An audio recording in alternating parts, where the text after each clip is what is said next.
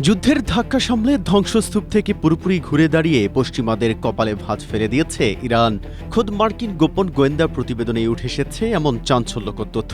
White house বারবার তেহরানের সামরিক সক্ষমতা গড়িয়ে দেওয়ার দাবি করলেও নিউ ইয়র্ক টাইমসের হাতে আসা এক প্রতিবেদন বলছে সম্পূর্ণ ভিন্ন কথা।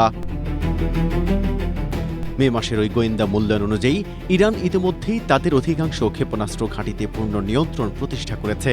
বিশেষ করে কৌশলগতভাবে অত্যন্ত গুরুত্বপূর্ণ হরমুজ প্রণালীর তীরবর্তী ৩৩টি ক্ষেপণাস্ত্র স্থাপনার মধ্যে অন্তত ৩০টি এখন পুনরায় সম্পূর্ণ সচল। অর্থাৎ মার্কিন প্রশাসনকে রীতিমতো বুড়ো আঙ্গুল দেখিয়ে আবারও নিজেদের সামরিক পেশি শক্ত করেছে তেহরান। স্ট্রবেরি সুপার ডটেড ও ক্লাসিক ভ্যারিয়েন্ট সেন্সেশন জাগুক শিহরণ। গোপন ওই গোয়েন্দা তথ্যের বরাতে আরও জানা যায়, যুদ্ধ শুরুর আগে ইরানের যে বিপুল পরিমাণ ক্ষেপণাস্ত্র মজুদ ছিল তার প্রায় ৭০% এখনও দেশটির হাতে পুরোপুরি সুরক্ষিত আছে।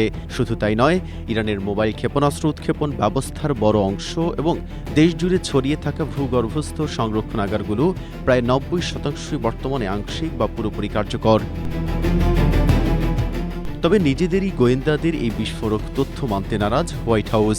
মার্কিন প্রশাসনের মুখপাত্র অলিভিয়া ওয়েলস কড়া ভাষায় জানিয়েছেন, যারা মনে করছেন ইরান তাদের সামরিক সক্ষমতা পুনর্গঠন করেছে তারা হয় বিভ্রান্ত নয়তো সরাসরি ইরানি বিপ্লবী গার্ড বাহিনীর মুখপাত্র হিসেবে কাজ করছে।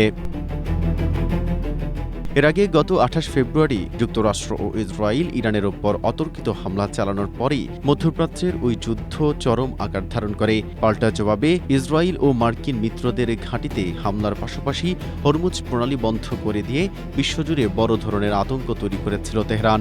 পরবর্তীতে পাকিস্তানের মধ্যস্থতায় গত ৮ এপ্রিল একটি ভঙ্গুর যুদ্ধবিরতি কার্যকর হয়। তবে ইসলামাবাদে দীর্ঘ আলোচনার শেষে কোনো স্থায়ী সমাধান না আসায় মার্কিন প্রেসিডেন্ট ডোনাল্ড ট্রাম্প সেই যুদ্ধবিরতির মেয়াদ অনির্দিষ্টকালের জন্য বাড়িয়ে দেন।